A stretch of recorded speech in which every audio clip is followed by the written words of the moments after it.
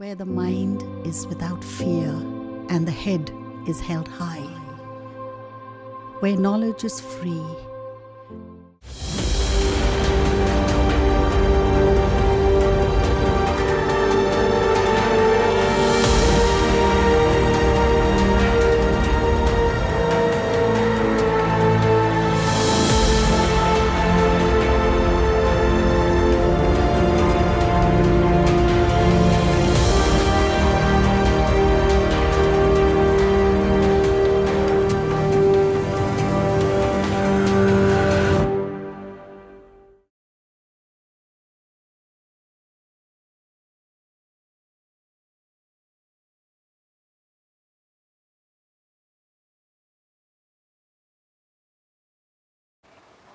নমস্কার।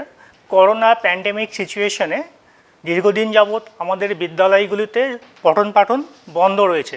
এই অবস্থায় মালদা জেলা প্রশাসন এবং মালদা জেলা শিক্ষা দপ্তর যৌথভাবে এই বিশেষ ক্লাসরুমের ব্যবস্থা করেছেন ছাত্রছাত্রীদের কথা মাথায় রেখে।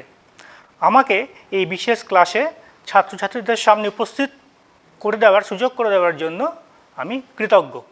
আমি কৌশিক পোদ্দার, মালদা রেলওয়ে উচ্চ বিদ্যালয়ের রসায়নের শিক্ষক। আমি আজকে দ্বাদশ শ্রেণীর একটি গুরুত্বপূর্ণ চ্যাপ্টার, যার নাম তড়িৎ রসায়ন, ইংরেজিতে বলা হয় ইলেকট্রোকেমিস্ট্রি, সেটাই শুরু করতে চলেছি। আমরা জানি যে কোনো তড়িৎ বিশ্লেষ্য পদার্থ গলিত অবস্থায় বা কোনো উপযুক্ত দ্রাবকে দ্রবীভূত অবস্থায় তড়িৎ পরিবহনে সক্ষম।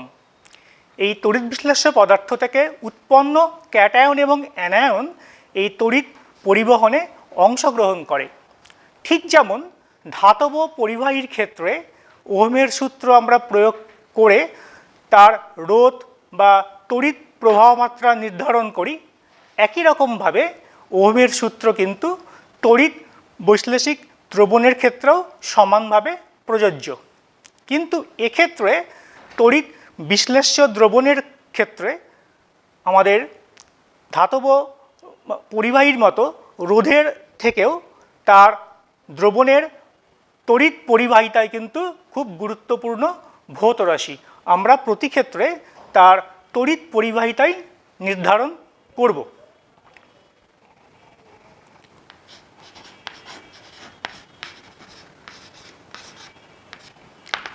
প্রথমেই চলে আসি তড়িৎ বৈশ্লেষিক দ্রবণের পরিবাহিতা কাকে বলে।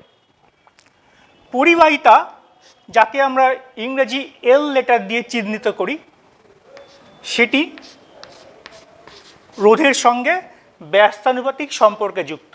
অর্থাৎ কোনো তড়িৎ বৈশ্লেষিক দ্রবণের পরিবাহিতা বলতে সেই দ্রবণের রোধের অনন্যকে বুঝব। সুতরাং রোধের মান যদি কমে তাহলে পরিবাহিতার মান অটোমেটিক্যালি বৃদ্ধি পাবে।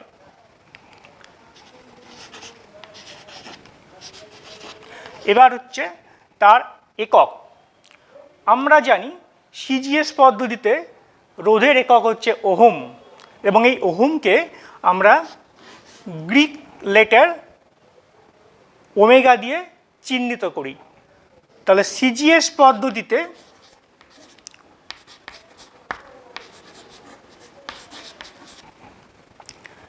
পরিবাহিতার একক হবে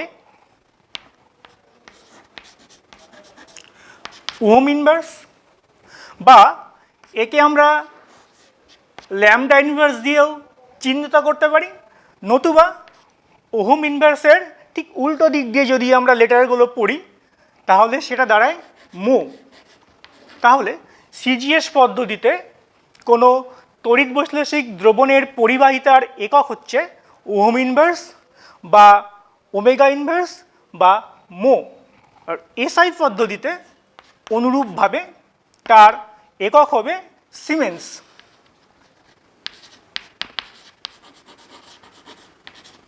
এই সিমেন্সকে ইংরেজি এস লেটার দ্বারা আমরা চিহ্নিত করি। এইবার প্রভাবক, অর্থাৎ তড়িৎ বৈশ্লেষিক দ্রবণের পরিবাহিতা কোন কোন বিষয়ের ওপর নির্ভর করে। আমরা কতকগুলো বিষয় এখানে দেখব। তার মধ্যে একটি হচ্ছে আয়নের সংখ্যা, অর্থাৎ দ্রবণে যত বেশি সংখ্যক আয়ন থাকবে স্বভাবতই সেই দ্রবণের তড়িৎ পরিবহন করার ক্ষমতাও অনেকটাই বেশি হবে। 2 নম্বর যে প্রভাবকটি রয়েছে সেটা হচ্ছে আয়নের আধান,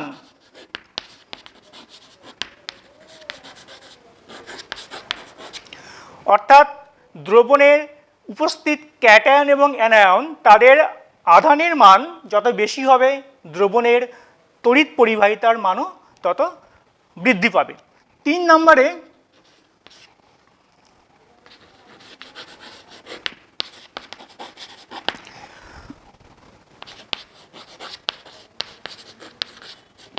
নম্বরে প্রভাবকটি হচ্ছে আয়নের গতিবেগ, অর্থাৎ ক্যাটায়ন এবং অ্যানায়ন তাদের গতিবেগের ওপর কিন্তু পরিবাহিতা নির্ভর করবে। স্বভাবতই তোমরা বুঝতে পারছো আয়নের গতিবেগ যত বেশি হবে তার পরিবাহিতার মানও বৃদ্ধি পাবে, গতিবেগ যদি কম হয় এবং পরিবাহিতার মানও অটোমেটিক্যালি কম হবে। এবং এই গতিবেগ বৃদ্ধি বা হ্রাস পাওয়ার পিছনে কিন্তু আরও অনেকগুলো ফ্যাক্টর কাজ করে, তার মধ্যে রয়েছে দ্রাবকের প্রকৃতি।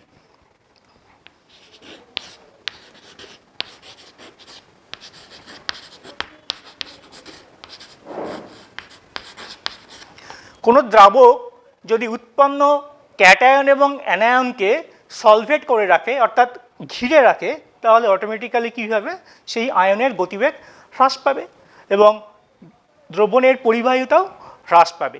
আবার যদি আমরা এমন কোনো আয়ন নেই যে আয়ন উৎপন্ন ক্যাটায়ন বা অ্যানায়নকে সলভেট করার প্রবণতা তার কম, তাহলে কিন্তু আয়নের গতিবেগও অটোমেটিক্যালি বাড়বে এবং দ্রবণের পরিবাহিতাও বৃদ্ধি পাবে। সর্বশেষ প্রভাবকটি হচ্ছে তাপমাত্রা, অর্থাৎ উষ্ণতা।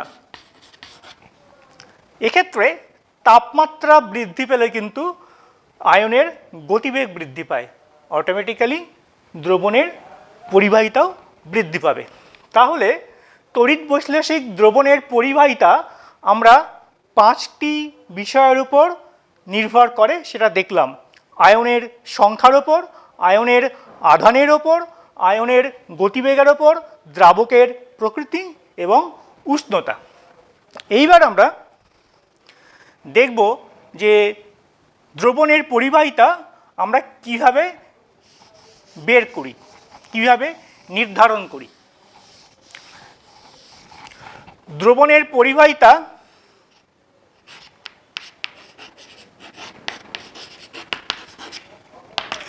নির্ধারণ করার জন্য যে কোষ ব্যবহার করা হয় তাকে বলা হয় পরিবাহিতা কোষ।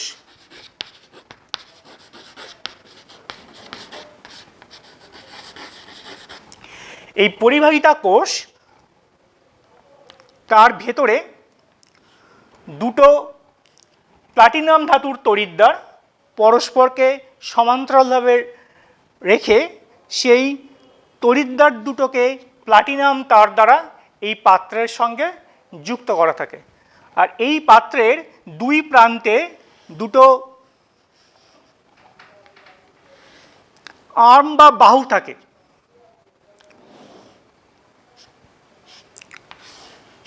সেই আর্ম বা বাহুর ভেতরে প্লাটিনামের তার আটকানো থাকে পাত্রের সঙ্গে, আর সেই বাহুতে কিন্তু মার্কারি বা পারদ দ্বারা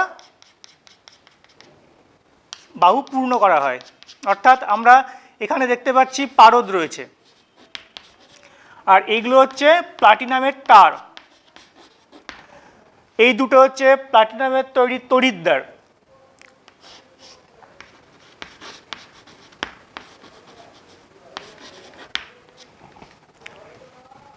আর আচ্ছা, তাহলে এটা হচ্ছে পরিবাহিতা কোষ। তাহলে আমরা এই পরিবাহিতা কোষের ভেতরে যে তড়িৎ বিশ্লেষ্য পদার্থের দ্রবণের পরিবাহিতা নির্ধারণ করব, সেই দ্রবণকে এই কোষের ভেতরে রাখবো, নিয়ে তারপর হুইটস্টোন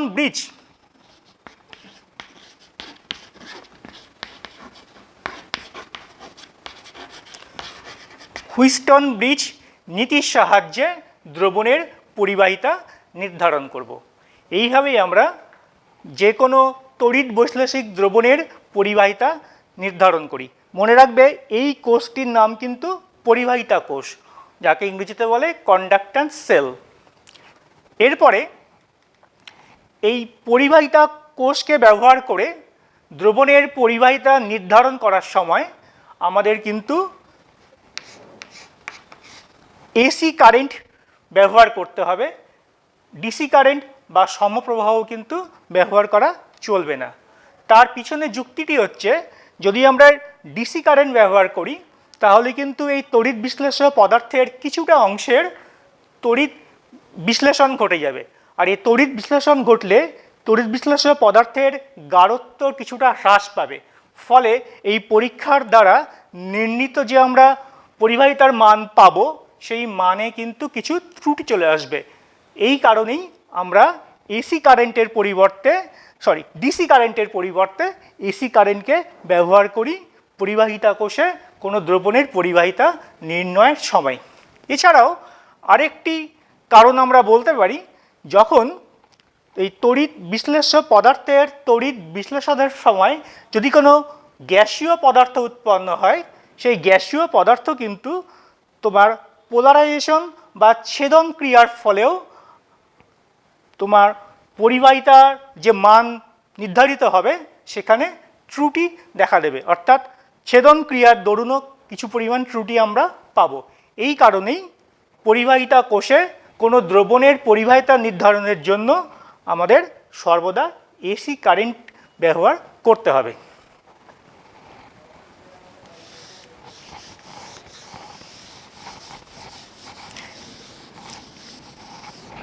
এবার পরিবাহিতা তিন প্রকারের হয়, অর্থাৎ তড়িৎ বৈশ্লেষিক দ্রবণের পরিবাহিতা তিন প্রকারের। প্রথম ভাগটি হচ্ছে আপেক্ষিক পরিবাহিতা,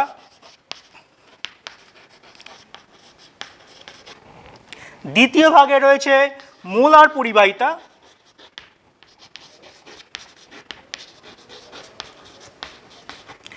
এবং তৃতীয় ভাগে রয়েছে তুল্যাঙ্ক পরিবাহিতা। অর্থাৎ দ্রবণের তড়িৎ পরিবাহিতা একটি ভৌত রাশি এবং আমরা কিন্তু এই তড়িৎ পরিবাহিতাকে তিন রকমভাবে উপস্থাপন করতে পারি এবং তিন ক্ষেত্রেরই কিছু অ্যাডভান্টেজ রয়েছে, আবার কিছু ডিসঅ্যাডভান্টেজ রয়েছে। আমরা এই তড়িৎ পরিবাহিতাগুলো এখন একে একে পরপর দেখব। প্রথমেই চলে আসি আমরা আপেক্ষিক পরিবাহিতা।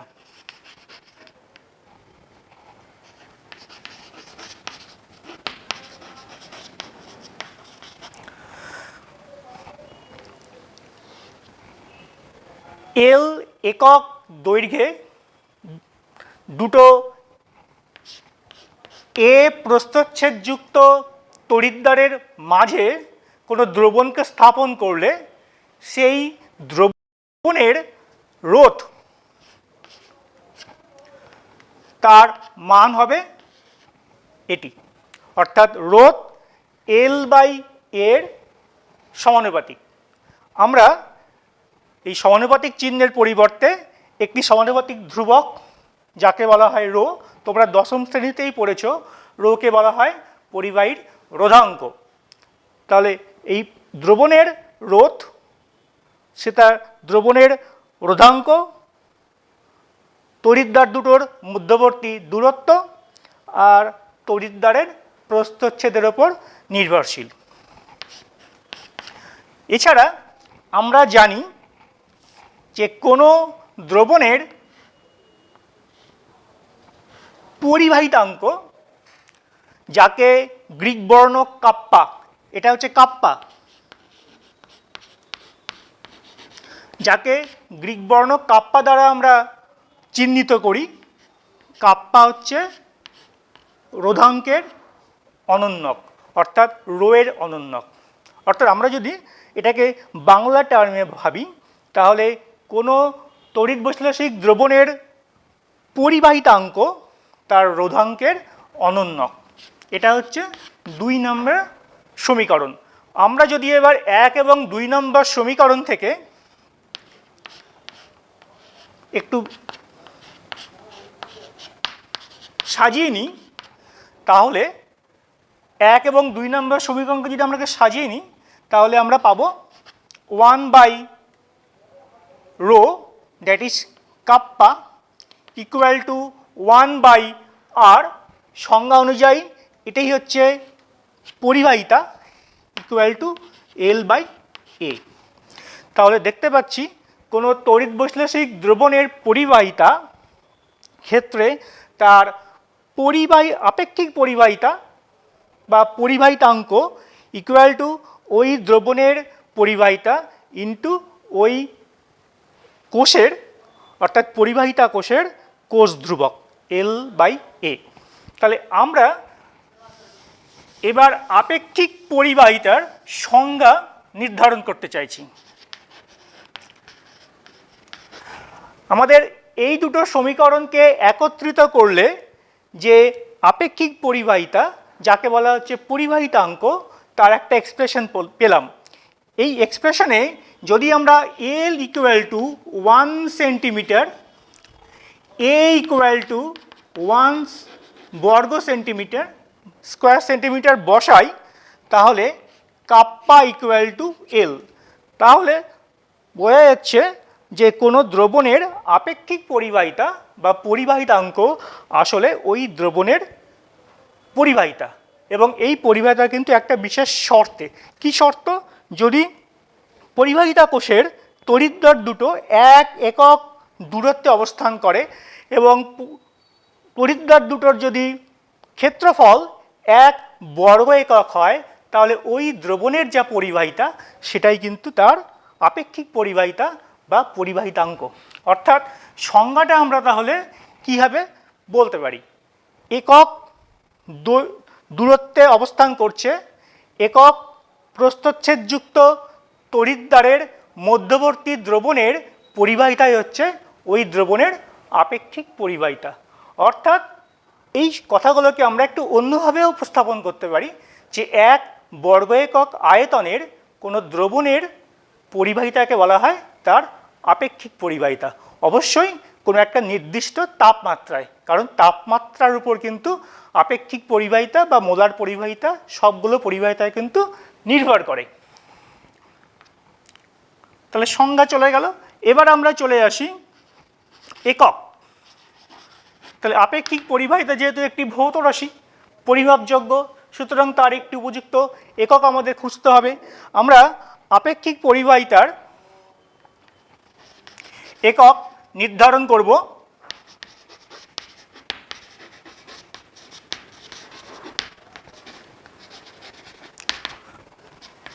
আপেক্ষিক পরিবাহিতার একক ইকুয়াল টু পরিবাহিতার একক ইন্টু দৈর্ঘ্যের একক বা বাই প্রস্থচ্ছেদের একক।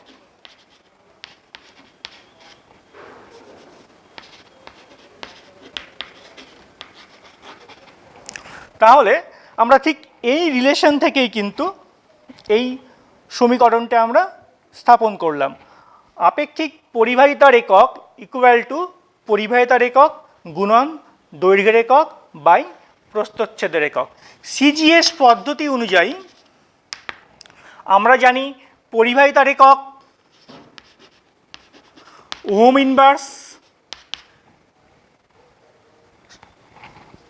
ইনভার্স, দৈর্ঘ্যের একক সেন্টিমিটার, প্রস্থচ্ছেদের একক সেন্টিমিটার স্কোয়ার। তাহলে সরলীকরণ করলে দাঁড়াচ্ছে ohm inverse by centimetre inverse. তাহলে সিজিএস পদ্ধতিতে কোনো দ্রবণের আপেক্ষিক পরিবাহিতার একক হচ্ছে ওহম ইনভার্স সেন্টিমিটার ইনভার্স। একই রকমভাবে আমরা এসআই পদ্ধতিতেও কোনো দ্রবণের আপেক্ষিক পরিবাহিতার মান পাব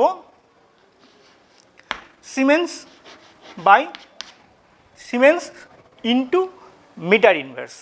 তাহলে আমরা আপেক্ষিক পরিবাহিতা কোনো দ্রবণের তার সিজিএস এবং এসআই এই দুই পদ্ধতিতেই কিন্তু এককগুলো আমরা ডিডিউস করলাম। এবং এই এককগুলোর ক্ষেত্রে কিন্তু আমরা এই চ্যাপ্টারের ক্ষেত্রে বারে বারে বলছি যে আমাদের কিন্তু এই ডিডাকশানটাই জানতে হবে। অনেক সময় হয় কি এককগুলো আমাদের গুলিয়ে যায় বা ভুল হয়ে যেতে পারে। আমরা যদি ডিডিউস করতে শিখে যাই কী করে একটা একককে বের করে আনতে হয়, কি কোন কোন রাশিমালা থেকে সে একক আসবে, তাহলে কিন্তু আমরা যে কোনো সময় যে কোনো পদ্ধতিতে এই এককগুলো আমরা সঠিকভাবে বলতে পারবো। এইবার প্রভাবক।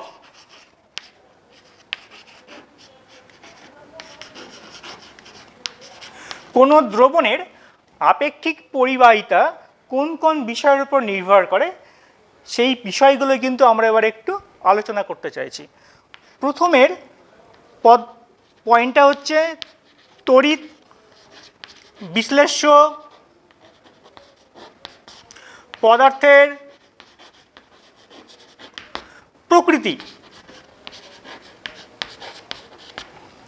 তার মানে তড়িৎ বিশ্লেষ্য পদার্থ সে যদি বেশি মাত্রায় আয়নিত হতে পারে তাহলে তার আপেক্ষিক পরিবাহিতার মান একরকম হবে। যদি তার আয়নিত হওয়ার প্রবণতা বা ক্ষমতা কম হয় তাহলে আপেক্ষিক পরিবাহিতার মান কম হবে। তাহলে এক্ষেত্রে তড়িৎ বিশ্লেষ্য পদার্থের প্রকৃতি কিন্তু একটি গুরুত্বপূর্ণ প্রভাবক। দ্বিতীয় নম্বরে আমরা বলবো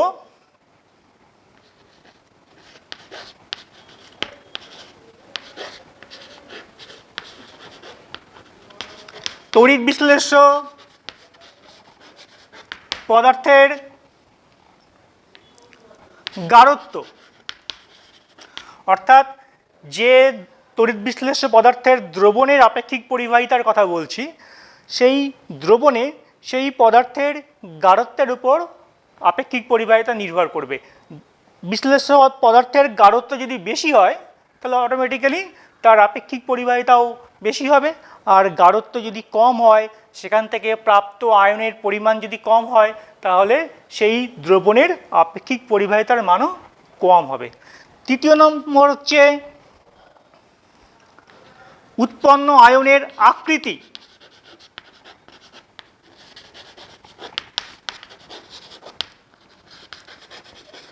আকার। উৎপন্ন আয়ন যদি আকারে বড় হয়, অর্থাৎ বড় আকারের যদি আয়ন হয়, তাহলে তার গতিবেগ স্বভাবতই কম হবে, এবং গতিবেগ কম হলে কিন্তু দ্রবণের আপেক্ষিক পরিবাহিতার মানও কম হবে। আবার আয়নের আকার যদি ছোট হয় তাহলে তার গতিবেগ বেশি হবে এবং আপেক্ষিক পরিবাহিতা দ্রবণেরও বেশি হবে। আগের মতোই চতুর্থ এবং পঞ্চম এই দুটো প্রভাবক হচ্ছে দ্রাবকের প্রকৃতি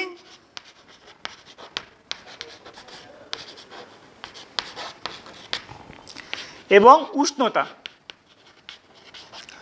তাহলে কোনো তড়িৎ বৈশ্লেষিক দ্রবণের আপেক্ষিক পরিবাহিতা যে বিষয়গুলোর উপর নির্ভর করে সেইগুলো হচ্ছে তড়িৎ বিশ্লেষ্য পদার্থের প্রকৃতি, অর্থাৎ তড়িৎ বিশ্লেষ্য পদার্থ তীব্র না মৃদু, তড়িৎ বিশ্লেষ্য পদার্থের গাঢ়ত্ব, উৎপন্ন আয়নের আকার, দ্রাবকের প্রকৃতি এবং উষ্ণতা। এইবার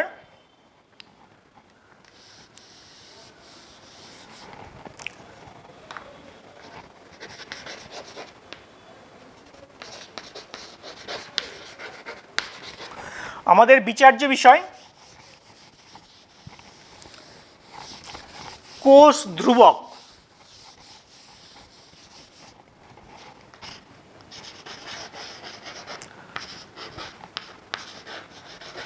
অর্থাৎ দ্রবণের আপেক্ষিক পরিবাহিতা আমরা যে পরিবাহিতা কোষে নির্ধারণ করব, সেই কোষের তড়িৎদ্বার দুটো যে দূরত্বে রয়েছে এল এবং তড়িৎদ্বার দুটোর প্রস্থচ্ছেদের ক্ষেত্রফল এ, এই দুই ভৌত রাশি কিন্তু কোনো একটি নির্দিষ্ট পরিবাহিতা কোষের ক্ষেত্রে নির্দিষ্ট। সুতরাং এই ভৌত রাশি দুটোর অনুপাত দৈর্ঘ্য, তড়িৎদ্বার দুটোর মধ্যবর্তী দৈর্ঘ্য এবং তড়িৎদ্বারের প্রস্থচ্ছেদের ক্ষেত্রফল, এই দুটো ভৌত রাশির অনুপাতকে বলা হয় কোষ ধ্রুবক। এবং এই কোষ ধ্রুবক কিন্তু কোনো একটি পরিবাহিতা কোষের ক্ষেত্রে ধ্রুবক সংখ্যা। এবার আমাদের দ্রবণের আপেক্ষিক পরিবাহিতার ক্ষেত্রে যেহেতু তার কোষ ধ্রুবকের উপস্থিতি রয়েছে, তাহলে আমাদের মনে প্রশ্ন জাগতে পারে যে কোনো একটা নির্দিষ্ট তড়িৎ বিশ্লেষ্য পদার্থের দ্রবণকে আমরা যদি বিভিন্ন পরিবাহিতা কোষে স্থাপন করে তাদের আপেক্ষিক পরিবাহিতা নির্ধারণ করতে যাই, তাহলে কি তাদের আপেক্ষিক পরিবাহিতার মান বিভিন্ন কোষে বিভিন্ন হবে? না, তা কিন্তু নয়। অর্থাৎ আপেক্ষিক পরিবাহিতা কিন্তু কোষ ধ্রুবকের উপর নির্ভরশীল নয়। তার মানে কোনো একটি কোষের কোষ ধ্রুবকের মান যদি কম হয়, তাহলে সেই কোষে আমরা দ্রবণকে স্থাপন করে তার পরিবাহিতা যখন নির্ণয় করতে যাব, তার পরিবাহিতার মান কিন্তু বেশি হবে। আবার অন্য কোনো কোষে যদি কোষ ধ্রুবকের মান বেশি হয়, তাহলে সেই কোষে ওই একই দ্রবণের পরিবাহিতার মান কিন্তু কম হবে। তার মানে দেখতে পাচ্ছি এই দুটো রাশি নিজেদের মধ্যে কিন্তু অ্যাডজাস্ট করছে। অর্থাৎ এই দুটো রাশির গুণফল আমরা যে কোনো তড়িৎ বিশ্লেষ্য পদার্থের ক্ষেত্রে ধরি না কেন, বা যে কোনো পরিবাহিতা কোষের ক্ষেত্রেই ভাবি না কেন, এই দুটো রাশির গুণফল সর্বদা ধ্রুবক, এবং সেই ধ্রুবকটি হচ্ছে তড়িৎ বৈশ্লেষিক দ্রবণের আপেক্ষিক পরিবাহিতা। তাহলে দেখা যাচ্ছে আপেক্ষিক পরিবাহিতা কিন্তু কখনোই কোষ ধ্রুবকের ওপর নির্ভরশীল নয়। এবার কোষ ধ্রুবকের একক আমরা খুব সহজেই বলতে পারি। সিজিএস পদ্ধতিতে কোষ ধ্রুবকের একক সেন্টিমিটার ইনভার্স, এবং এসআই পদ্ধতিতে তার একক মিটার ইনভার্স। অর্থাৎ দৈর্ঘ্য আর প্রস্থচ্ছেদের এককের অনুপাতে যেহেতু কোষ ধ্রুবক, তাদের এককগুলোও কিন্তু সেন্টিমিটার ইনভার্স সিজিএস পদ্ধতিতে আর মিটার ইনভার্স এসআই পদ্ধতিতে হবে। এইবার আমাদের পরবর্তী বিচার্য বিষয় হচ্ছে মোলার পরিবাহিতা।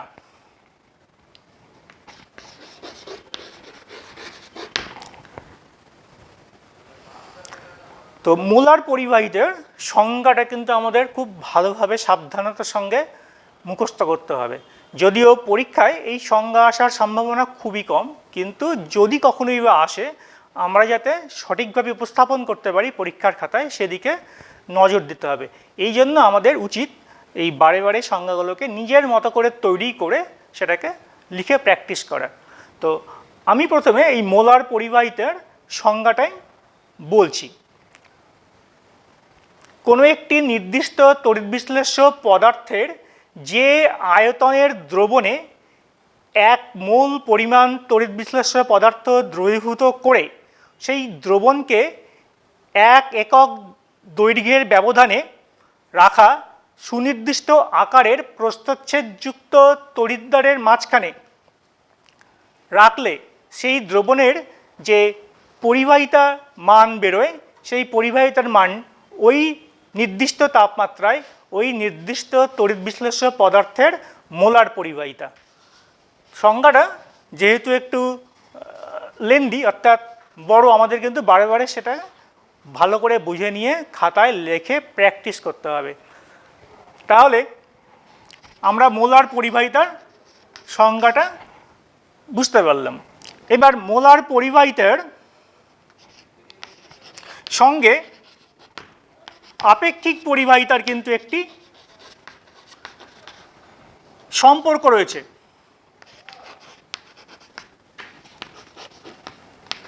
সেই সম্পর্কটা আমরা এবার ডিডিউস করব। খুব ছোট একটি ডিডাকশন, পরীক্ষার জন্য কিন্তু খুব প্রয়োজনীয়। কোনো একটি তড়িৎ বিশ্লেষ্য পদার্থের যদি মাত্রা m মোলার হয়, তাহলে 1 লিটার বা 1 ঘন সেন্টিমিটার আয়তনের দ্রবণে ওই তড়িৎ বিশ্লেষ্য পদার্থ m মোল দ্রবীভূত আছে। তার মানে দাঁড়াচ্ছে 1 লিটার বা 1 ঘন সেন্টিমিটার দ্রবণে ওই তড়িৎ বিশ্লেষ্য পদার্থের m মোল দ্রবীভূত রয়েছে। এবার যদি আমরা এক মোল পদার্থ কি পরিমাণ দ্রবণে দ্রবীভূত আছে নির্ধারণ করি, তাহলে সেটা দাঁড়াবে 1 মোল পদার্থ দ্রবীভূত থাকবে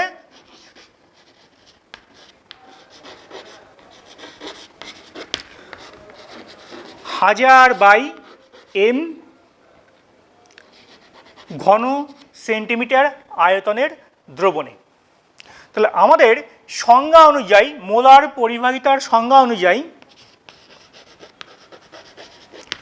মোলার পরিবাহিতা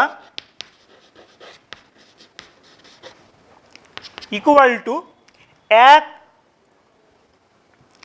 মোল তড়িৎ বিশ্লেষ্য পদার্থ দ্রবীভূত থাকবে যে আয়তনের দ্রবণে, অর্থাৎ 1000/m ঘন সেন্টিমিটার আয়তনের দ্রবণের পরিবাহিতা equal to 1000/m into 1 centimetre cube দ্রবণের পরিবাহিতা ইকুয়াল টু 1000/m, আর আমরা 1 সেন্টিমিটার কিউব আয়তনের দ্রবণ অর্থাৎ 1 ঘন সেন্টিমিটার আয়তনের দ্রবণের পরিবাহিতাকে জেনে এসেছি আপেক্ষিক পরিবাহিতা হিসাবে। তাহলে আমরা এক্ষেত্রে 1 ঘন সেন্টিমিটার দ্রবণের পরিবাহিতার পরিবর্তে তার আপেক্ষিক পরিবাহিতা অর্থাৎ কাপ্পাকে স্থাপন করলাম।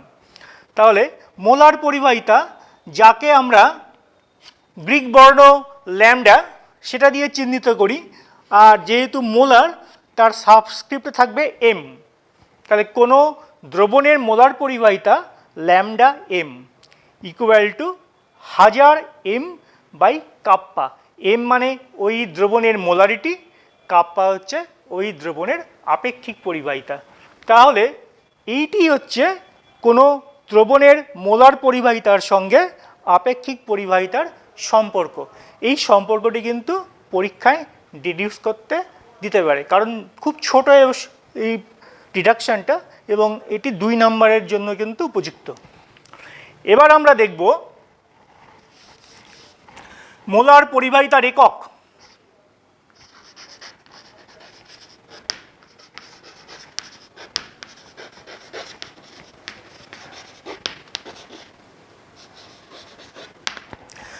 দেখো, মোলার পরিবাহিতার সঙ্গে আপেক্ষিক পরিবাহিতার যে সম্পর্কটা আমরা এর আগেই ডিডিউস করলাম, সেইখান থেকে কিন্তু আমরা মোলার পরিবাহিতার একক বের করে আনতে পারি। কিভাবে?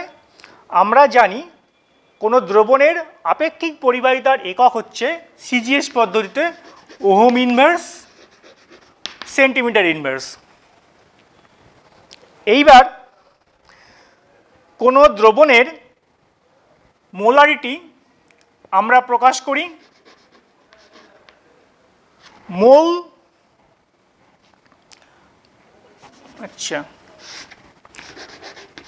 মোল পার সেন্টিমিটার কিউব। তাহলে এই উপরের একক রাশিমালাটি হচ্ছে দ্রবণের আপেক্ষিক পরিবাহিতার এককের রাশিমালা, আর নিচের রাশিমালাটি হচ্ছে দ্রবণের মোলারিটি তার রাশিমালা। তাহলে এই 2 রাশিমালাকে যদি আমরা সরলীকরণ করি, তাহলে দাঁড়াবে ohm inverse into centimetre square by into mole inverse. এইটি হলো সিজিএস পদ্ধতিতে কোনো দ্রবণের মোলার পরিবাহিতার একক, ohm inverse, centimetre square, mole inverse. একই রকমভাবে আমরা এসআই পদ্ধতিতে যদি কোনো দ্রবণের মোলার পরিবাহিতার একক বলতে চাই, তাহলে সেটি হবে siemens into metre square into mole inverse. তাহলে এই এককগুলো কিন্তু আমাদের খুব সাবধানে ভাবতে হবে, এবং এই এককগুলো পরীক্ষায় শর্ট প্রশ্ন হিসেবে প্রায়শই আসে, এবং অধিকাংশ ক্ষেত্রে কিন্তু ছাত্রছাত্রীরা ভুলগুলো করে। আমরা এই ভুলগুলো তখনই শুধরাতে পারবো যদি এই এককগুলো কীভাবে আসছে, অর্থাৎ তাদের ডিডাকশানটা যদি আমরা বুঝে নিই। পরীক্ষার খাতায় কিন্তু আমরা প্রয়োজন পড়লে আলাদা করে সেগুলোকে ডিডাকশান করেও দেখে নিতে পারি বা ডিডাকশান করে উত্তরটা বের করতে পারি। এই জায়গায় কিন্তু আমাদের খুব সাবধান হতে হবে। তাহলে আমরা মোলার পরিবাহিতা কাকে বলে জানলাম। মোলার পরিবাহিতার সঙ্গে কোনো দ্রবণের আপেক্ষিক পরিবাহিতার কি সম্পর্ক, এই রিলেশনটা ডিডিউস করলাম এবং এই রিলেশনটা আমাদের 1 নম্বর প্রশ্নের জন্য আসতে পারে যে এই সম্পর্কটি লেখো, অথবা 2 নম্বর প্রশ্নের জন্য আসতে পারে সম্পর্কটি প্রতিষ্ঠা করো। তারপরে দেখলাম মোলার পরিবাহিতার একক এবং সেই একক সিজিএস এবং এসআই দুই পদ্ধতিতে কি করে আমরা ডিডিউস করে আনতে পারি সেটাই কিন্তু এখানে দেখানো হলো। আমাদের চেষ্টা হবে এগুলো বারে বারে একটু প্র্যাকটিস করা। প্র্যাকটিস করলেই কিন্তু এগুলো খুব আমাদের সহজেই আয়ত্তে চলে আসবে। এর পরবর্তী আরও একটি পরিবাহিতা রয়েছে, সেটি হচ্ছে তুল্যাঙ্ক পরিবাহিতা। তাহলে দেখো, তড়িৎ বৈশ্লেষিক দ্রবণের পরিবাহিতা প্রকাশ করার যে 3টি পদ্ধতি রয়েছে, আপেক্ষিক পরিবাহিতা, মোলার পরিবাহিতা, তুল্যাঙ্ক পরিবাহিতা, এদের মধ্যে কিন্তু মোলার পরিবাহিতা এবং তুল্যাঙ্ক পরিবাহিতা এই দুই পরিবাহিতাই কিন্তু বেশি গ্রহণযোগ্য। অর্থাৎ কোনো দ্রবণের ক্ষেত্রে যেহেতু তার গাঢ়ত্বের ব্যাপার চলে আসে, সুতরাং দ্রবণের গাঢ়ত্বের সঙ্গে যেহেতু পরিবাহিতার একটা সম্পর্ক রয়েছে, তাহলে কিন্তু কোনো দ্রবণের পরিবাহিতা অর্থাৎ তড়িৎ বিশ্লেষ্য পদার্থের দ্রবণের পরিবাহিতা প্রকাশ করার ক্ষেত্রে কিন্তু মোলার এবং তুল্যাঙ্ক এই দুই পরিবাহিতাই বেশি ব্যবহৃত হয়। এক্ষেত্রে আপেক্ষিক পরিবাহিতার ব্যবহারটা কিন্তু অনেকটাই কম। তাহলে আমরা এবার ঠিক আগের মতোই তুল্যাঙ্ক পরিবাহিতার সংজ্ঞা, এর সংজ্ঞাটা হুবহু মোলার পরিবাহিতার মতোই, শুধু একটি জায়গায় পরিবর্তন হবে। আমি আবার সংজ্ঞাটা আস্তে আস্তে বলার চেষ্টা করছি, তোমরা একটু বোঝার চেষ্টা করো। কোনো তড়িৎ বিশ্লেষ্য পদার্থের যে আয়তনের দ্রবণে 1 গ্রাম তুল্যাঙ্ক পরিমাণ তড়িৎ বিশ্লেষ্য পদার্থ দ্রবীভূত করে সেই দ্রবণকে একক দূরত্বে অবস্থান করছে এমন নির্দিষ্ট আকারের তড়িৎ দ্বারের মধ্যে স্থাপন করলে ওই দ্রবণের যে পরিবাহিতা নির্ধারিত হয়, সেই পরিবাহিতা ওই নির্দিষ্ট তাপমাত্রায় ওই নির্দিষ্ট তড়িৎ বিশ্লেষ্য পদার্থের তুল্যাঙ্ক পরিবাহিতা। অর্থাৎ মোলার পরিবাহিতা আর তুল্যাঙ্ক পরিবাহিতার সংজ্ঞাটা কিন্তু একদম হুবহু এক, শুধু পার্থক্য হচ্ছে এক ক্ষেত্রে আমরা উল্লেখ করব 1 মোল পদার্থ দ্রবীভূত রয়েছে, আর অন্য ক্ষেত্রে উল্লেখ করব 1 গ্রাম তুল্যাঙ্ক পরিমাণ পদার্থ দ্রবীভূত রয়েছে। ঠিক আগের মতোই তুল্যাঙ্ক পরিবাহিতার সঙ্গে দ্রবণের আপেক্ষিক পরিবাহিতার সম্পর্ক, এই সম্পর্কটা ল্যামডা, বড় হাতের ল্যামডা, অর্থাৎ দ্রবণের আপেক্ষিক পরিবাহিতা। অনেক সময় একে ইকুইভ্যালেন্ট করা হয় আপেক্ষিক পরিবাহিতা বোঝানোর জন্য, ইকুয়াল টু 1000/n, n মানে হচ্ছে দ্রবণের নর্মালিটি, ইন্টু উক্ত দ্রবণের আপেক্ষিক পরিবাহিতা। ঠিক মোলার পরিবাহিতার মতোই কিন্তু তুল্যাঙ্ক পরিবাহিতার এক্সপ্রেশনটা হুবহু এক, শুধু মোলার পরিবাহিতায় যেখানে m রয়েছে অর্থাৎ দ্রবণের মোলারিটি রয়েছে, সেক্ষেত্রে আমরা তুল্যাঙ্ক পরিবাহিতার ক্ষেত্রে m এর পরিবর্তে n কে ব্যবহার করব। তাহলে এই সম্পর্কটাও আমাদের পরীক্ষায় আসে, সম্পর্কটি লেখো অথবা সম্পর্কটি প্রতিষ্ঠা করো। ঠিক মোলার পরিবাহিতার মতোই কিন্তু আমরা তুল্যাঙ্ক পরিবাহিতার ক্ষেত্রেও এই ছোট্ট সম্পর্কটি আমরা ডিডিউস করে আনতে পারি। এইবার একক, ঠিক মোলার পরিবাহিতার মতোই তুল্যাঙ্ক পরিবাহিতার একক কি হবে? একক হবে সিজিএস পদ্ধতিতে ohm inverse centimetre inverse by gram equivalent into centimetre minus cube. ওপরের একক রাশিমালাটি হচ্ছে তার দ্রবণের আপেক্ষিক পরিবাহিতার এককের রাশিমালা, আর নিচেরটি হচ্ছে দ্রবণের নর্মালিটির এককের রাশিমালা। তাহলে এই দুইকে যদি আমরা সরলীকরণ করি তাহলে দাঁড়াবে ohm inverse into centimetre square into gram equivalent inverse. এটি হলো কোনো দ্রবণের তুল্যাঙ্ক পরিবাহিতার সিজিএস পদ্ধতিতে এককের রাশিমালা। ঠিক একই রকমভাবে এসআই পদ্ধতির ক্ষেত্রেও আমরা সেটা লিখতে পারি। সেক্ষেত্রে শুধুমাত্র সেন্টিমিটার স্কোয়ারের পরিবর্তে হবে মিটার স্কোয়ার, অর্থাৎ সেটি দাঁড়াবে ohm inverse into metre square into gram equivalent inverse. তাহলে তুল্যাঙ্ক পরিবাহিতার ক্ষেত্রে আমরা তার সংজ্ঞা জানলাম। তুল্যাঙ্ক কোনো দ্রবণের তুল্যাঙ্ক পরিবাহিতার সঙ্গে আপেক্ষিক পরিবাহিতার সম্পর্কটি লিখলাম এবং প্রয়োজন পড়লে সম্পর্কটি আমাদের প্রতিষ্ঠা করে দেখতে হবে। এবং তৃতীয় পয়েন্ট হচ্ছে তুল্যাঙ্ক পরিবাহিতার একক এবং এককের রাশিমালা কিভাবে আমরা এই পূর্বের সমীকরণ থেকে ডিডিউস করে আনতে পারি সেটা আমরা শিখলাম। এবং এই এককের রাশিমালা কিন্তু আমাদের সিজিএস এবং এসআই এই দুই পদ্ধতিতেই বের করতে হতে পারে। এবার আমাদের আলোচনার বিষয় এই মোলার পরিবাহিতা আর তুল্যাঙ্ক পরিবাহিতা। যেহেতু এই দুই পরিবাহিতাকে অধিক ব্যবহার করা হয় কোনো দ্রবণের পরিবাহিতা প্রকাশ করার ক্ষেত্রে, তাহলে এই দুই পরিবাহিতার মধ্যে কিন্তু একটা পারস্পরিক সম্পর্ক রয়েছে। আমরা এবার সেই সম্পর্কটি প্রতিষ্ঠা করব। মোলার পরিবাহিতা ও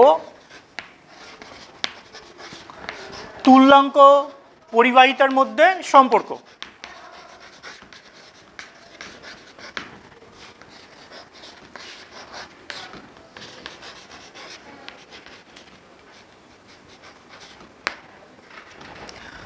সংজ্ঞা অনুযায়ী আমরা দেখলাম মোলার পরিবাহিতা equal two 1000 m into kappa. একই রকমভাবে কোনো দ্রবণের তুল্যাঙ্ক পরিবাহিতা lambda equal two 1000/n into kappa. তাহলে এই সমীকরণটি দ্রবণের মোলার পরিবাহিতার সঙ্গে ওই দ্রবণের আপেক্ষিক পরিবাহিতার সম্পর্ক, আর দ্বিতীয় সমীকরণটি দ্রবণের তুল্যাঙ্ক পরিবাহিতার সঙ্গে তার আপেক্ষিক পরিবাহিতার সম্পর্ক। আমরা এবার 1 নম্বর সমীকরণকে যদি 2 নম্বর সমীকরণ দিয়ে ভাগ করি তাহলে দাঁড়াবে lambda m by lambda equal to n/m, যেখানে m হচ্ছে দ্রবণের মোলারিটির নাম্বার আর n হচ্ছে দ্রবণের নর্মালিটির নাম্বার। আমরা জানি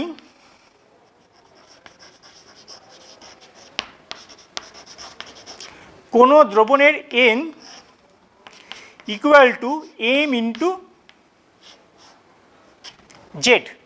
জেড হচ্ছে কোনো তড়িৎ বিশ্লেষ্য পদার্থ থেকে উৎপন্ন আয়নের, অর্থাৎ আয়ন বলতে হতে পারে ক্যাটায়ন, হতে পারে অ্যানায়ন, ক্যাটায়ন বা অ্যানায়নের মোট যোজ্যতা।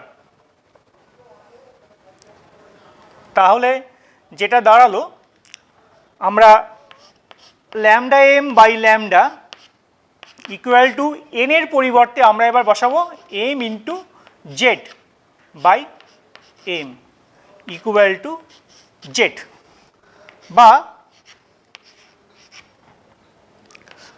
Lambda m equal to Z into lambda. তার মানে কোনো দ্রবণের মোলার পরিবাহিতা তার তুল্যাঙ্ক পরিবাহিতার সঙ্গে জেডের গুণফল। এই সমীকরণটা বা এই রিলেশনটা আমরা দুটো এক্সাম্পল নিয়ে আরও ভালো করে বোঝার চেষ্টা করি। ধরে নাও তড়িৎ বিশ্লেষণে পদার্থটি সোডিয়াম ক্লোরাইড। সোডিয়াম ক্লোরাইডের ক্ষেত্রে তার আণবিক ভর বা সংকেত ভর তার তুল্যাঙ্ক ভরের সঙ্গে সমান। এক্ষেত্রে lambda M sodium chloride equal to lambda of sodium chloride. তার মানে সোডিয়াম ক্লোরাইড দ্রবণের ক্ষেত্রে তার মোলার পরিবাহিতার মান তার তুল্যাঙ্ক পরিবাহিতার মানের সঙ্গে সমান। কেন সমান? কারণ সোডিয়াম ক্লোরাইডের ক্ষেত্রে প্রাপ্ত সোডিয়াম আয়নের মোট যোজ্যতা হচ্ছে 1, সুতরাং এক্ষেত্রে জেডের মান 1, আর এই জন্যই কিন্তু তার সংকেত ভর আর তুল্যাঙ্ক ভর সমান। এই কারণেই তার মোলার পরিবাহিতা এবং তুল্যাঙ্ক পরিবাহিতার মানও কিন্তু সমান। এবার আমরা যদি সোডিয়াম ক্লোরাইডের পরিবর্তে ব্যবহার করি অ্যালুমিনিয়াম সালফেট এই তড়িৎ বিশ্লেষ্য পদার্থটি, তাহলে এক্ষেত্রে am not equal to N, অর্থাৎ অ্যালুমিনিয়াম সালফেটের সংকেত ভর তার তুল্যাঙ্ক ভরের সঙ্গে কখনো সমান হতে পারে না। কেন হতে পারে না? কারণ অ্যালুমিনিয়াম সালফেট থেকে প্রাপ্ত ক্যাটায়ন তার মোট যোজ্যতা 6। কী করে 6 হলো? অ্যালুমিনিয়ামের চার্জ +3 এবং একটি অ্যালুমিনিয়াম সালফেট অণু থেকে প্রাপ্ত অ্যালুমিনিয়াম ক্যাটায়নের সংখ্যা 2, তাহলে 2 × 3 দ্যাট ইজ 6।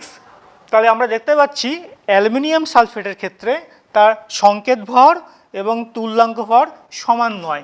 তাহলে আমরা বলতে পারি অ্যালুমিনিয়াম সালফেটের ক্ষেত্রে তার মোলার পরিবাহিতা আর তুল্যাঙ্ক পরিবাহিতা কিন্তু সমান হবে না। আচ্ছা, যদি সমান না হয় তাহলে তাদের মধ্যে সম্পর্কটি কী হবে? তাহলে সম্পর্কটি আমরা ঠিক এই সমীকরণ থেকেই উপস্থাপন করতে পারি। কী হবে সম্পর্কটি? সম্পর্কটি হবে তার মোলার পরিবাহিতা ইকুয়াল টু 6 গুণন তার তুল্যাঙ্ক পরিবাহিতা। এই 6 এই মানটি এলো জেডের পরিবর্তে, অর্থাৎ জেড মানে হয় অ্যালুমিনিয়াম বা সালফেট এই আয়ন দুটোর মোট যোজ্যতার পরিমাণ। আমরা যদি অ্যালুমিনিয়াম আয়ন ধরি বা সালফেট আয়ন ধরি, উভয় ক্ষেত্রে কিন্তু আমাদের জেডের মান দাঁড়াবে 6। তাহলে দেখতে পাচ্ছি অ্যালুমিনিয়াম সালফেট এই তড়িৎ বিশ্লেষ্য পদার্থের ক্ষেত্রে তার দ্রবণের মোলার পরিবাহিতার মান তার তুল্যাঙ্ক পরিবাহিতার মানের 6 গুণ। তাহলে আমরা এইভাবে যে কোনো তড়িৎ বিশ্লেষ্য পদার্থের দ্রবণের ক্ষেত্রে তার মোলার পরিবাহিতা আর তুল্যাঙ্ক পরিবাহিতার মধ্যে কিন্তু সম্পর্ক বের করে আনতে পারি ঠিক এই সূত্রের সাহায্যে। Lambda M equal to Z into lambda. এর পরবর্তী বিষয় আমাদের তাহলে আমরা এখনো পর্যন্ত কি কি দেখলাম, এবার একটু আমরা পিছনের দিকে ঘুরে তাকাই। দেখলাম দ্রবণের পরিবাহিতা 3 ভাবে প্রকাশ করতে পারি, আপেক্ষিক পরিবাহিতা, মোলার পরিবাহিতা এবং তুল্যাঙ্ক পরিবাহিতা। আমরা প্রত্যেক প্রকারের পরিবাহিতা কাকে বলে সেটা দেখলাম, তাদের একক দেখলাম, তাদের এক্সপ্রেশন দেখলাম এবং কোন কোন বিষয়ের উপর নির্ভর করে তাও দেখলাম। সর্বশেষে দেখলাম মোলার পরিবাহিতার সঙ্গে আপেক্ষিক পরিবাহিতার সম্পর্কটি। এবার আমাদের বিষয়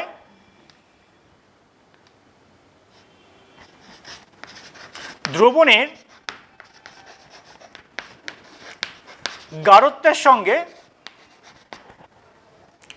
পরিবাহিতার সম্পর্ক।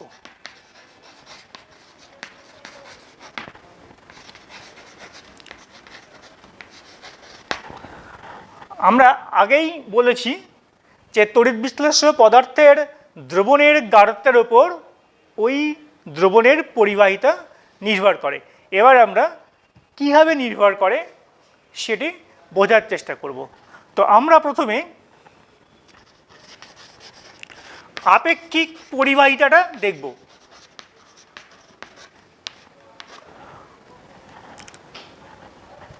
তড়িৎ বিশ্লেষ্য পদার্থের প্রকৃতি পরিবর্তন হলে কিন্তু পরিবাহিতার নির্ধারিত পরিবাহিতার মানেরও পরিবর্তন ঘটে এবং এই তড়িৎ বিশ্লেষ্য পদার্থের প্রকৃতির উপর তার মানটা নির্ভর করে। এই জন্যই আমরা তড়িৎ বিশ্লেষ্য পদার্থকে দুইভাবে ভাগ করছি, একটা হচ্ছে তীব্র তড়িৎ বিশ্লেষ্য পদার্থ আর একটা হচ্ছে মৃদু তড়িৎ বিশ্লেষ্য পদার্থ। আমরা এই দুই প্রকার তড়িৎ বিশ্লেষ্য পদার্থের ক্ষেত্রে, দ্রবণের ক্ষেত্রে আপেক্ষিক পরিবাহিতার পরিবর্তনটা লক্ষ্য করব। তীব্র তড়িৎ বিশ্লেষ্য পদার্থের ক্ষেত্রে দ্রবণের আপেক্ষিক পরিবাহিতা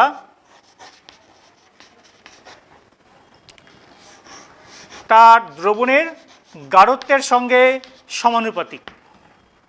তার মানে দ্রবণের গাঢ়ত্ব বৃদ্ধি করলে আপেক্ষিক পরিবাহিতা বৃদ্ধি পাবে, বা গাঢ়ত্ব হ্রাস করলে আপেক্ষিক পরিবাহিতা হ্রাস পাবে। এটা তো আমাদের গাণিতিক সমীকরণ গেল।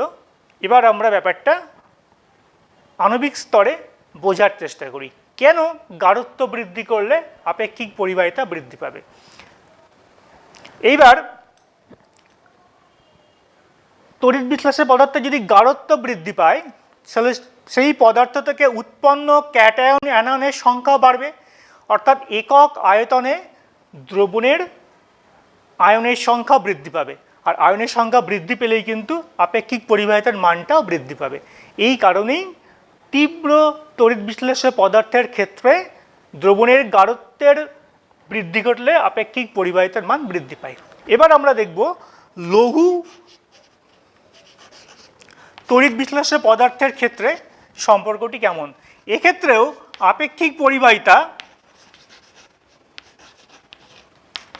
নির্ভর করবে দ্রবণের গাঢ়ত্বের সঙ্গে সমানুপাতিক হারে। অর্থাৎ তার কারণটা তাহলে কি? এই কারণটা কিন্তু অনেকটাই তীব্র তড়িৎ বিশ্লেষ্য পদার্থের মতোই। আপেক্ষিক পরিবাহিতার ক্ষেত্রে লঘু তড়িৎ বিশ্লেষ্য পদার্থের ক্ষেত্রেও দেখতে পাচ্ছি দ্রবণের গাঢ়ত্বের সঙ্গে আপেক্ষিক পরিবাহিতার সম্পর্কটা সমানুপাতিক। তো এক্ষেত্রে কারণটা একই রকম। লঘু তড়িৎ বিশ্লেষ্য পদার্থের ক্ষেত্রে দ্রবণের গাঢ়ত্ব বাড়লে তার আয়নায়ন ক্ষমতা হ্রাস পায়, আর আয়নায়ন ক্ষমতা হ্রাস পেলে কিন্তু দ্রবণে ক্যাটায়ন অ্যানায়নের সংখ্যাও হ্রাস পাবে। কিন্তু এই ক্যাটায়ন অ্যানায়নের সংখ্যা হ্রাস পাওয়ার দরুন তার পরিবাহিতা যে পরিমাণ হ্রাস পায়, বরঞ্চ তার তুলনায় তার গাঢ়ত্ব বৃদ্ধির দরুন উৎপন্ন ক্যাটায়ন অ্যানায়নের সংখ্যা একক আয়তন দ্রবণে বৃদ্ধি পাওয়ার ফলেই কিন্তু এক্ষেত্রেও গাঢ়ত্বের সঙ্গে আপেক্ষিক পরিবাহিতার সম্পর্কটা সমানুপাতিক। অর্থাৎ গাঢ়ত্ব বৃদ্ধি পেলে আপেক্ষিক পরিবাহিতাও বৃদ্ধি পাবে। এবার আমরা আপেক্ষিক পরিবাহিতা ছাড়াও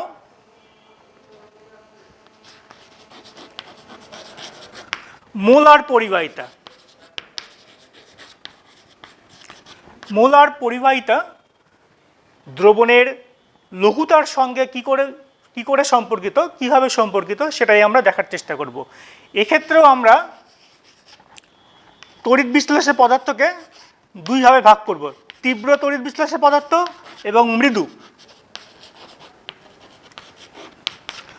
তো তীব্র তড়িৎ বিশ্লেষ্য পদার্থের ক্ষেত্রে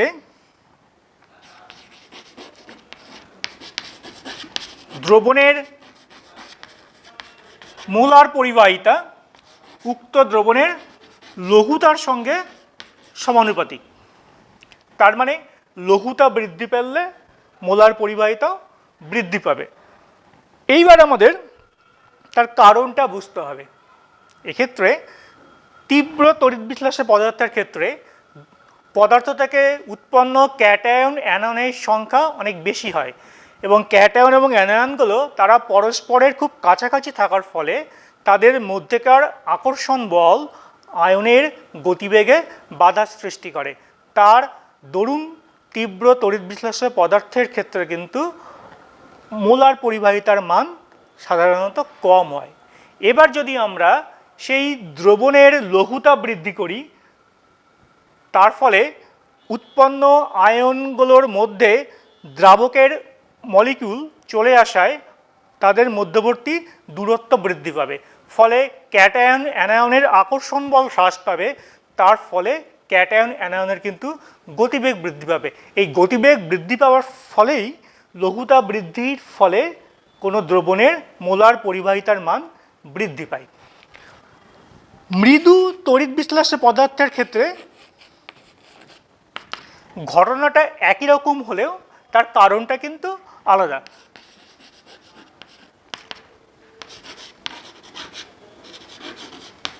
অর্থাৎ লঘুতাপ বৃদ্ধি পেলে মৃদু তড়িৎ বিশ্লেষ্য পদার্থের ক্ষেত্রে তার মোলার পরিবাহিতাও বৃদ্ধি পায়। এবার কারণটা আলাদা কিভাবে? আমরা জানি যে মৃদু তড়িৎ বিশ্লেষ্য পদার্থের খুব অল্প সংখ্যক অণু আয়নিত হয়।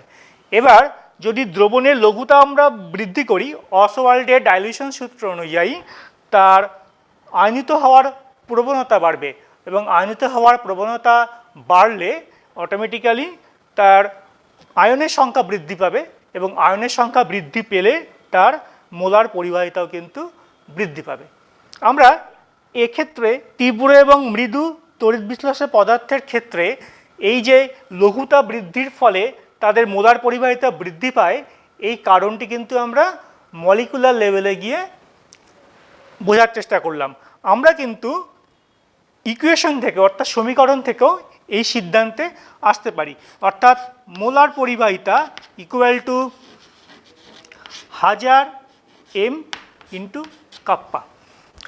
এবার দ্রবণের লঘুতা বাড়লে কাপ্পার মান কমে, অর্থাৎ তার আপেক্ষিক পরিবাহিতার মান কমে, আবার তার মোলারিটিও হ্রাস পায়, অর্থাৎ তার গাঢ়ত্ব হ্রাস পায়। কিন্তু গাঢ়ত্বের সঙ্গে যেহেতু মোলার পরিবাহিতা ব্যস্তানুপাতিক সম্পর্ক, গাঢ়ত্ব হ্রাস পাওয়া মানে মোলার পরিবাহিতার মান বৃদ্ধি পাওয়া। তাহলে আপেক্ষিক পরিবাহিতার মান হ্রাস পাচ্ছে লঘুতা বৃদ্ধি করলে, আবার এম এর মান অর্থাৎ মোলারিটির মানও হ্রাস পাচ্ছে।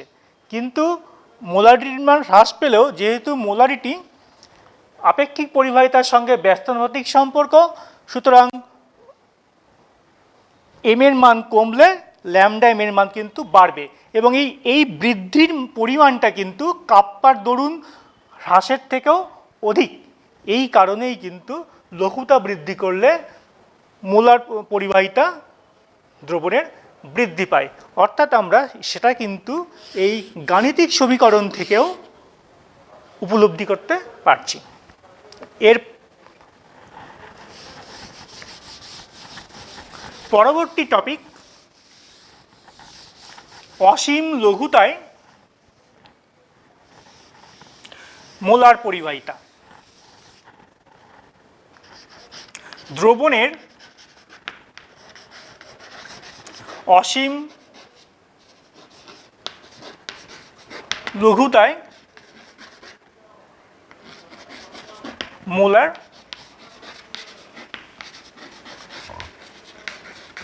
পরিবাহিতা। অসীম লঘুতা এই শব্দের অর্থ কী? আমরা দেখলাম কোনো তড়িৎ বিশ্লেষ্য পদার্থের দ্রবণের লঘুতা যদি ক্রমশ বাড়ায় তাহলে তার মোলার পরিবাহিতা বৃদ্ধি পায়। এইভাবে বৃদ্ধি পেতে পেতে একসময় মোলার পরিবাহিতা তার সীমাস্থ মানে লিমিটিং ভ্যালুতে পৌঁছবে, এবং সেই লিমিটিং ভ্যালুকে বলা হয় অসীম লঘুতায় মোলার পরিবাহিতা। তাকে আমরা ল্যামডা এম নট দিয়ে প্রকাশ করি। তাহলে আমরা দেখতে পেলাম যে অসীম লঘুতায় মোলার পরিবাহিতাকে আমরা ল্যামডা এম নট দিয়ে প্রকাশ করছি। এবার অসীম লঘুতা কাকে বলে সেটা বুঝতে হবে। অর্থাৎ আমরা লঘুতা বৃদ্ধি করতে করতে যখন একটা ল্যামডার মান সীমাস্থ মানে পৌঁছে যাব, সেই লঘুতাকে বলা হচ্ছে অসীম লঘুতা। এবং সেই অসীম লঘুতায় যেহেতু মোলার পরিবাহিতার মান ধ্রুবক, ওটাকে আমরা ল্যামডা এম নট দিয়ে চিহ্নিত করছি। এবার দেখব আমরা তড়িৎ বিশ্লেষ্য পদার্থের ক্ষেত্রে তার লঘুতার সঙ্গে মোলার পরিবাহিতা কেমন সম্পর্কিত।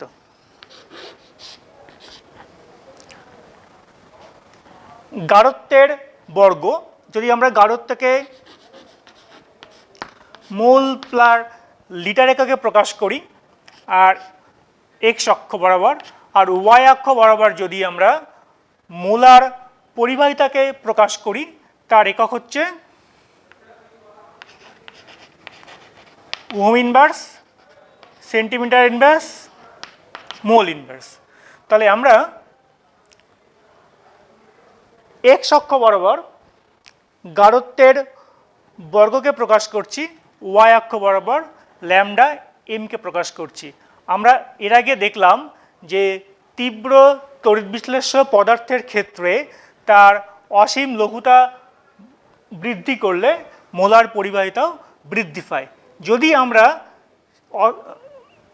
তার অসীম লঘুতার সঙ্গে যদি মোলার পরিবাহিতার সেই পরিবর্তনকে গ্রাফের সাহায্যে প্রকাশ করি তাহলে আমরা কিন্তু একটা সরল রেখা পাবো। এটি একটি তীব্র তড়িৎ বিশ্লেষ্য পদার্থ পটাশিয়াম ক্লোরাইডের ক্ষেত্রে প্রযোজ্য। তাহলে আমরা এই এক্স অক্ষের ডান দিক থেকে যত বাম দিকের দিকে আসবো অর্থাৎ মূল বিন্দুর দিকে আসবো তত তার গাঢ়ত্ব ক্রমশ হ্রাস পাচ্ছে। গাঢ়ত্ব হ্রাস পাচ্ছে মানে তার লঘুতা বৃদ্ধি পাচ্ছে।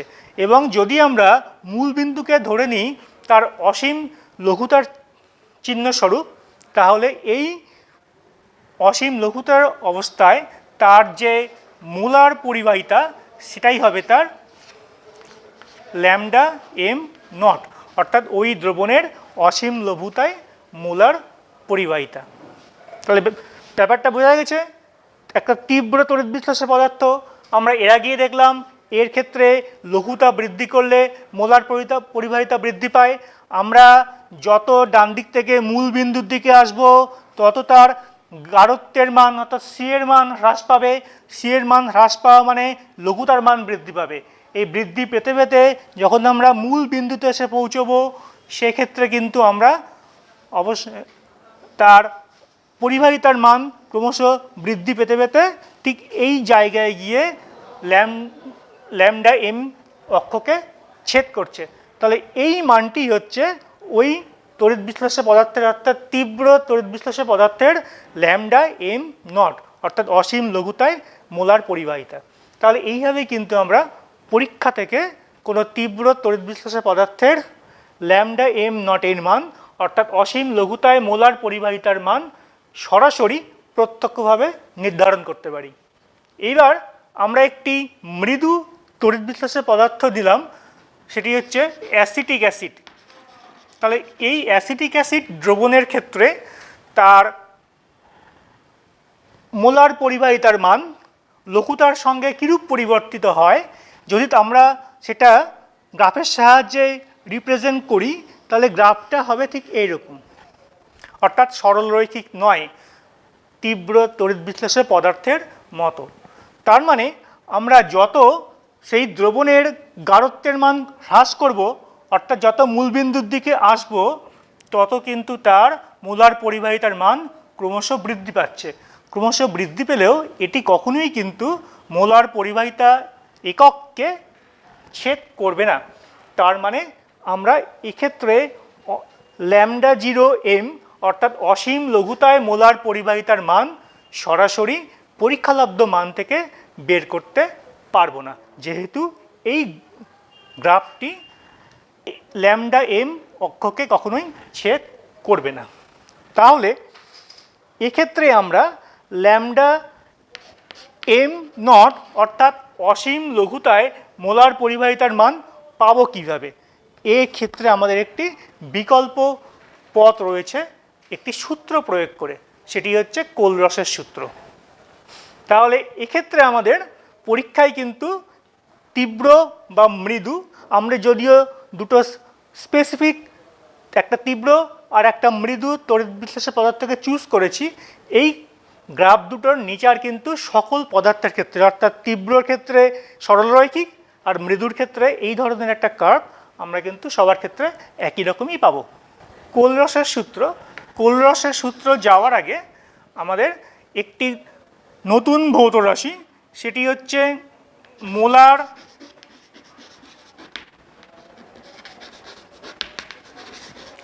আয়নীয় পরিবাহিতা। এটি সম্পর্কে একটু জানা দরকার। আমরা মোলার পরিবাহিতা দেখেছি তড়িৎ বিশ্লেষ্য পদার্থের কোনো দ্রবণের। এবার সেই দ্রবণ যেহেতু আয়ন তৈরি করবে, এবার এই আয়নরা যেহেতু তড়িৎ পরিবহন করে, তাহলে কোনো একটি তড়িৎ বিশ্লেষ্য পদার্থ থেকে প্রাপ্ত কোনো 1 মোলার আয়ন দিয়ে তৈরি কোনো দ্রবণের পরিবাহিতাই হচ্ছে তার মোলার আয়নীয় পরিবাহিতা। তো কোলরাসের সূত্র কি?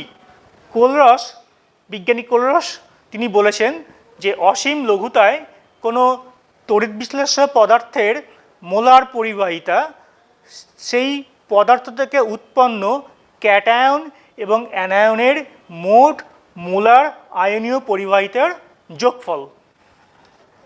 তাহলে এটি হচ্ছে কোলরাসের সূত্রের বিবৃতি। পরীক্ষায় কিন্তু এই বিবৃতিটা আসে এবং বিবৃতিটা কিন্তু অনেক সরল রূপ। এবার আমরা ব্যাখ্যা, এই সূত্রের ব্যাখ্যাটা কি? যদি কোনো তড়িৎ বিশ্লেষ্য পদার্থ থেকে ল্যামডা মিউ প্লাস সংখ্যক ক্যাটায়ন পাই, অর্থাৎ ক্যাটায়নের সংখ্যা নিউ প্লাস এবং নিউ মাইনাস সংখ্যক অ্যানায়ন পাই, তাহলে সেই তড়িৎ বিশ্লেষ্য পদার্থের অসীম লঘুতায় মোলার গাঢ়ত্বের মান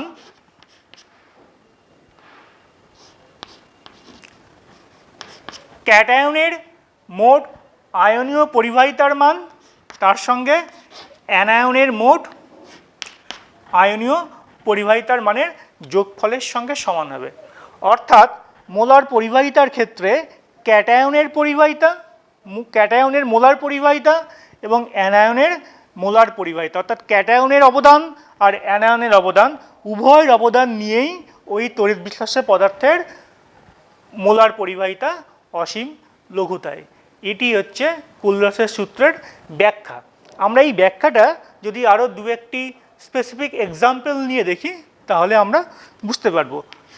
সোডিয়াম ক্লোরাইড, এর ক্ষেত্রে অসীম লঘুতায় মোলার পরিবাহিতার মান হবে সোডিয়াম আয়নের মোলার আয়নীয় পরিবাহিতা আর ক্লোরাইড অ্যানায়নের মোলার আয়নীয় পরিবাহিতার যোগফলের সঙ্গে সমান। এবার যদি আমরা সোডিয়াম ক্লোরাইডের পরিবর্তে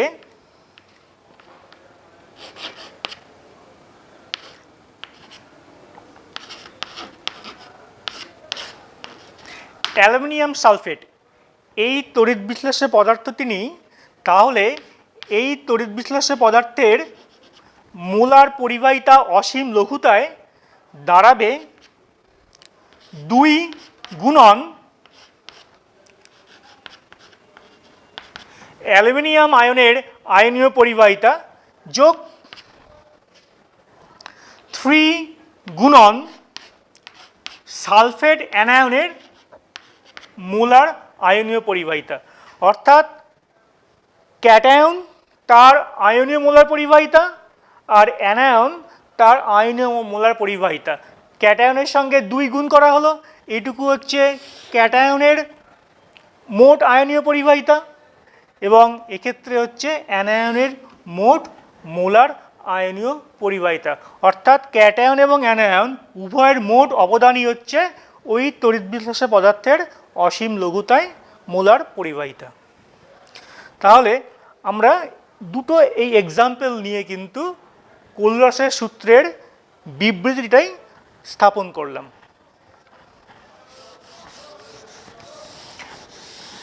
তার মানে বোঝা যাচ্ছে যখন কোনো তড়িৎ বিশ্লেষ্য পদার্থের দ্রবণ অসীম লঘুতায় পৌঁছবে তখন ক্যাটায়ন এবং অ্যানায়ন এককভাবে অর্থাৎ বিচ্ছিন্নভাবে তারা অবস্থান করছে। অর্থাৎ ক্যাটায়নে অ্যানায়নের কোনো প্রভাব থাকছে না বা অ্যানায়নের ক্ষেত্রে ক্যাটায়নের কোনো প্রভাব থাকছে না, অর্থাৎ তারা স্বাধীনভাবে কিন্তু অবস্থান করছে। এই জন্যই এক্ষেত্রে কিন্তু আমরা আয়নগুলোর অর্থাৎ তড়িৎ বিশ্লেষ্য পদার্থ থেকে প্রাপ্ত আয়নগুলোর কিন্তু স্বাধীন বিচরণ উপলব্ধি করছি। এবার আমাদের দেখব যে এই কোলরাসের সূত্র প্রয়োগ করে আমরা কিভাবে একটি মৃদু তড়িৎ বিশ্লেষ্য পদার্থের ক্ষেত্রে অসীম লঘুতায় মোলার পরিবাহিতা বের করা যায়। যেমন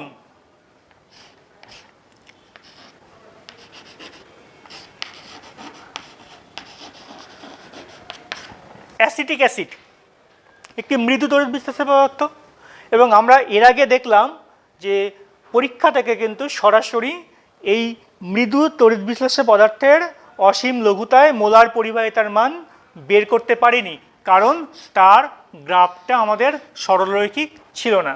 আমরা এক্ষেত্রে এই অ্যাসিটিক অ্যাসিডের ক্ষেত্রে কোলরাসের সূত্র প্রয়োগ করে অসীম লঘুতায় মোলার পরিবাহিতার মানটা নির্ধারণ করতে চাইছি। অ্যাসিটিক অ্যাসিড আয়নিত হয়ে অ্যাসিটেট অ্যানায়ন আর প্রোটন দেবে, তাহলে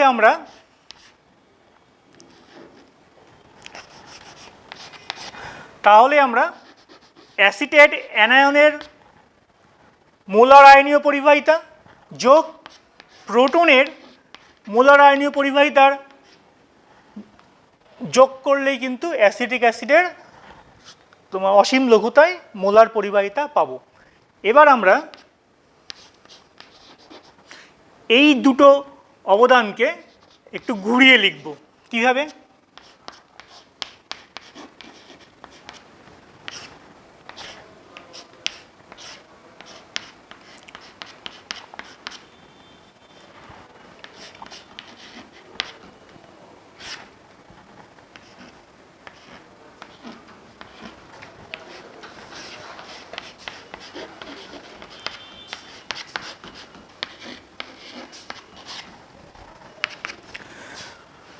আমরা এই সমীকরণে সোডিয়ামের মোলার আয়নীয় পরিবাহিতা, ক্লোরাইডের মোলার আয়নীয় পরিবাহিতা অ্যাড করেছি প্লাস, আবার তার সঙ্গে সঙ্গে তাদেরকে কিন্তু আমরা অপসারণও করেছি।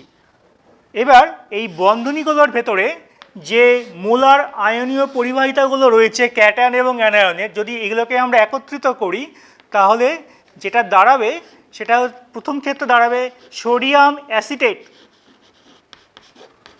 এটি কিন্তু একটি তীব্র তড়িৎ বিশ্লেষ্য পদার্থ, কারণ এটি একটি লবণ, তার মোলার পরিবাহিতা যোগ হাইড্রোজেন এবং ক্লোরাইড, এই দুটো ক্যাটায়ন এবং অ্যানায়নের মোলার আয়নীয় পরিবাহিতার যোগফল যেটা দাঁড়াবে সেটা হচ্ছে HCl, যেটা কিনা একটা তীব্র তড়িৎ বিশ্লেষ্য পদার্থ, তার অসীম লঘুতায় মোলার পরিবাহিতা মাইনাস তৃতীয় বন্ধনীর ভেতরে যেটা রয়েছে আমরা একই রকমভাবে লিখতে পারি সোডিয়াম ক্লোরাইড, যেটাও একটা তীব্র তড়িৎ বিশ্লেষ্য পদার্থ, তার অসীম লঘুতায় মোলার পরিবাহিতা।